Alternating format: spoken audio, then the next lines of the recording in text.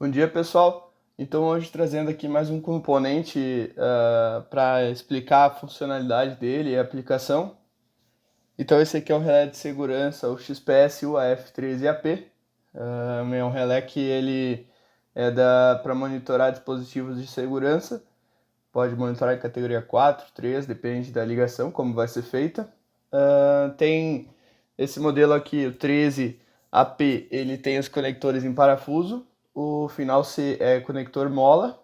E tem depois o 33, que daí é a alimentação até 220. Então, primeiros pontos importantes a falar. Esse relé é um relé multifunção, ele pode monitorar diferentes tipos de dispositivos. Os relés antigos da Schneider também, ou relés de outros fabricantes, normalmente tem um relé para cada funcionalidade. Então esse daqui é um relé que tem, nesse caso, 6 funções, e tem outros modelos que têm outras funções complementares. Então, alguns pontos importantes. Primeiro, esse relé tem um sistema que é a função de dinamização, que nas saídas de monitoramento ele gera alguns pulsos em determinados períodos de tempo com uma característica específica que é para, por exemplo, na saída S11, que vai monitorar o relé e entra no S12, ele dá esse pulso num padrão específico, onde vai garantir que não está sendo burlado. Por exemplo, se fosse 24 volts o sinal direto, era muito fácil pegar, entrar uns 24 volts direto de uma fonte e daí vai dizer que a emergência está sempre ok, por exemplo. Então esse o motivo de ter a dinamização, é para garantir essa segurança. E outra funcionalidade é o teste de inicialização, ou startup test, que consiste como? Normalmente é utilizado para portas, depende muito da aplicação. Que quando tu liga o relé, ele não vai armar de primeira. Tu tem que acionar a emergência ou abrir e fechar a porta para garantir que ele testa se os contatos do sensor ou da chave ou do botão estão funcionando. Então, quando tu ligar, ele não vai resetar. Primeiro tu tem que fazer esse teste e aí depois ele vai resetar. Então, aqui falando do relé. Esse relé ele tem 6 funções. Eu vou falar as 6 funções e depois os 8 tipos de starts. E tu seleciona aqui, tem os dois seletores. Um é a função e o outro é o tipo de start. Então, a primeira função é para monitorar dispositivos com 2NA, 2NF, 1NA mais 1NF, sem sincronização e com dinamização. A sincronização é o tempo, cada dispositivo tem sempre 2 contatos. Então é o tempo entre acionar um contato e outro. Conforme a função tem um tempo específico, que eu vou passar uma por uma que vai dar para entender.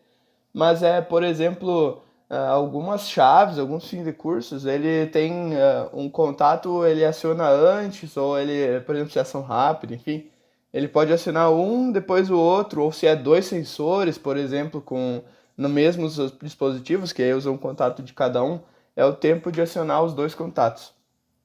Então, nas funções, é selecionar 2NA, 2NF ou 1NA mais 1NF. Essa troca antes também devia mudar o relé. Hoje é o mesmo relé para todos os tipos de contatos, então facilita muito, né? Então, função 1, os 2NA, 2NF, 1NA, 1NF, sem sincronização com dinamização. Função 2, os mesmos contatos, porém com sincronização e com dinamização, ou seja, ele faz aquele pulso aleatório para monitorar e tem uma sincronização. Como que funciona a sincronização dessa função 2? Se o S12 ele tem a entrada de segurança, a S12 e a S22, que são onde vai monitorar os 2 contatos. Se a S12 acionar antes da S22, a S22 tem 2 segundos para ser acionada. Por exemplo, acionei a S12 e não acionei a S22, dentro de 2 segundos eu tenho que acionar a S22, senão ele vai entrar em alarme também, em erro no caso aqui, né? E se acionar o S22 antes, tem 4 segundos até acionar o S12. Eu sei que parece meio estranho, mas tem aplicações que necessitam desse sincronismo, desse período. Então a função 3 é os mesmos contatos, porém com sincronização e sem a dinamização. E o sincronismo entre os contatos tem que ser menor do que meio segundo. Então, não importa se acionou primeiro o S12 ou o S22, é meio segundo primeiro. Pode ser usado até para um controle de bimanual. Tem um relé específico para isso, porém, dependendo de alguma aplicação, não é o relé específico para controlar o bimanual, mas se tiver alguma aplicação que tenha um acionamento semelhante, pode ser usado. Função 4. São dois sensores PNP sem sincronização e sem dinamização, ou seja, o sensor PNP, você vai pegar o sinal dele, vai vir em 24 volts. O negativo desse sensor você tem que ligar no borne B2. Eu tenho o esquema elétrico aqui, que é o sinal de referência, porque não vai sair o sinal, por exemplo, na chave sai do S11 e entra no S12. Como o PNP tem a fonte do próprio sensor, ele vai mandar só direto no S12. O S11 e o S21 ficam vazios. Então tem que colocar uma referência, assim como qualquer sensor de processo. Então a referência vai no B2. E a função 5 é também para os dois sensores, porém com sincronização, que aí tem meio segundo entre as duas entradas. E a função 6 é mais para cortinas de segurança, onde tem as saídas em estado sólido. A função 6 é para duas entradas de estado sólido, ou SSD, sem sincronização e sem dinamização. Para as entradas, para as funções 4, 5 e 6, que são essas que tem a fonte externa, tem que referenciar o negativo no B2. Então as 6 funções são essas, vamos para o startup. Startup tem 3 tipos de startup e aí tem o startup test e a dinamização. Então a função 1, o start 1 no caso, é manual ou automático, aí vai depender. Depois aqui eu vou mostrar como é que é a ligação, se é manual ou se é automático. Sem startup test e com dinamização. A dinamização é da mesma forma lá do outro, dos contatos de segurança. No caso, vai selecionar a dinamização na função e aí no start tem a dinamização também. E a segunda opção é manual automático com startup test com dinamização. Terceira start é um start monitorado sem startup test com dinamização. O start monitorado, as entradas devem ficar acionadas por um período maior do que 80 milissegundos. Então ele é como se fosse um automático, porém tem esse período de tempo que tem que estar as entradas de segurança acionadas. A 4 é o start monitorado também com startup test e com dinamização. 5. Manual automático sem startup test, sem dinamização. 6. Manual automático com startup test, sem dinamização. 7. Startup monitorado sem startup test, sem dinamização. E 8. Start monitorado com startup test, sem dinamização. Então, recapitulando, manual automático é a maioria das aplicações. O manual é quando tem o botão de reset. E automático, sem um botão, por exemplo, numa cortina de luz, numa prensa, que o operador vai ficar alimentando ela. Ele normalmente essa cortina, ela é feita com reset automático, para não ter, senão o cara bota a mão ali, tem que resetar, bota a mão lá, tem que resetar. Então, o reset botão normalmente é para uma porta, para uma emergência, enfim. Esses dispositivos que é de operação, que vai ter contato direto, normalmente é o reset automático para não atrasar o processo. E aí tem o start monitorado, que ele vai esperar dar esse período de 80 milissegundos para armar os contatos. E tem também uma saída de status, que é a Z1. Eu vou passar depois aqui a ligação, vou colocar na tela. Essas descrições das funções também vou botar na descrição do vídeo, tá? O Born Z1 do relé, ele é uma saída de trem de pulso de 10 posições, onde vai dar status do relé, o que está acontecendo no momento exato. Aqui na descrição do vídeo eu vou deixar o manual completo, onde tem a tabela que diz o que são esses pulsos, o que é cada situação do trem de pulso. Aí se tu fizer uma tabela de interpretação no CLP, tu pode fazer uma comunicação de um relé assim simples, porém comunicando, dando status em tempo real do status dele. Então, trazendo aqui um exemplo de ligação. Vou ligar aqui a bancada. Eu tenho aqui a ligação do relé, colocar ali na tela agora. Então, vou passar borne por borne, mas a minha aplicação aqui é um botão de emergência com 2 contatos fechados e um botão de reset. O que foi que eu fiz? No borne A1 e A2, alimentação, A1 24, A2 negativo, ou zero, enfim. S11, primeiro sinal de controle. Sai do S11, vai no botão de emergência, sai do botão de um contato do botão de emergência, sai do contato, volta no S12. Pronto, é o que vai monitorar se a emergência estiver acionada. Y1 é a saída para o start. Então sai do Y1, pode ir, daí tem uma série aqui, né? Vai aqui no botão de reset, que é um contato aberto, sai do botão de reset, passa no contato da primeira contatora de segurança, depois sai da primeira contatora, passa no segundo, é no NF da contatora. O que vai acontecer? Ele não vai. E depois volta no Y2, que é o reset. O que acontece? A contatora, quando ela bater, ela vai abrir esses contatos, que tem aqui representado como KS1 e KS2. Se bater uma emergência, as contatoras elas vão abrir normalmente, né? Se uma delas estiver colada, o contato não vai abrir aqui, ou seja, vai ficar normalmente aberto e não vai permitir que eu reinicie na próxima vez. Por isso que as contatoras para segurança têm que ter contato espelho, tá? Tem gente que até faz assim, mas essa é a explicação do motivo de ter o contato auxiliar como espelho dos contatos de potência. Seguindo na lateral, 13, 23, 33 são os contatos NA do relé. Então ali vai alimentar, aqui no caso eu coloquei 24 volts, porque é uma simulação, mas pode passar 220 também. Uma observação importante: as contatoras de segurança podem ser bobina 220, não tem problema.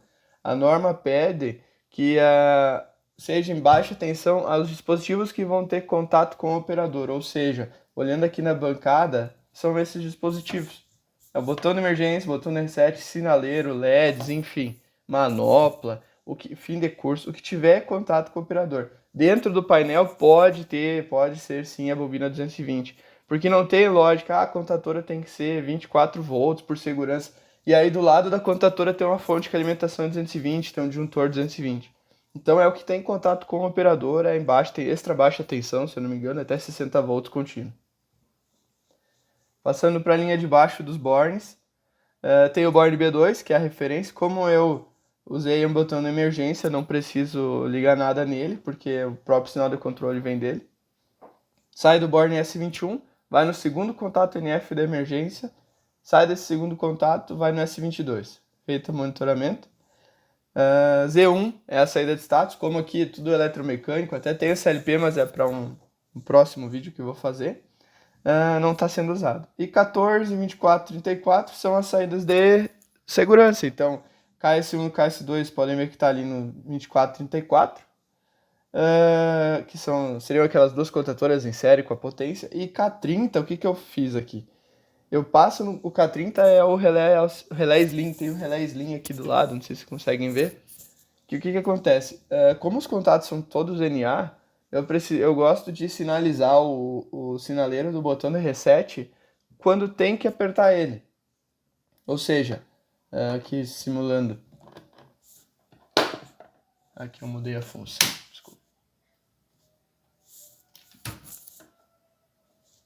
Aqui eu estava na função no Start 2 que ele precisa de acionar e soltar, que é o Startup Test. Então agora eu passei para 1. Vou resetar. Opa. Soltei, agora tá ok, as saídas estão acionadas. O que acontece? Agora eu tenho uma saída que está acionando um LED indicando que está ok, como se fosse uma 24 ou 34. E o LED aqui do reset está apagado. Quando eu bato a emergência, eu ligo o LED do sinaleiro. Porém, eu tenho que ter um contato NF para isso, porque quando eu bato a emergência, os contatos do relé de segurança vão cair. Então, eu preciso do NF para sinalizar. Por isso, eu coloco num NF, que seria aqui o K30 do esquema, para sinalizar aqui. Esse botão de emergência é um botão da linha XB5, que ele tem um sinaleiro nele mesmo, né? Que facilita muito em aplicações que tenham mais de um botão de emergência para saber qual é o botão que está apertado. Então quando aperta fica vermelho, solta fica branco. Resetei aqui, pronto. Agora eu vou, aproveitando que estava aquela função 2, eu vou mostrar o Startup Test. Passei para a função 2. energizei, não deixa resetar.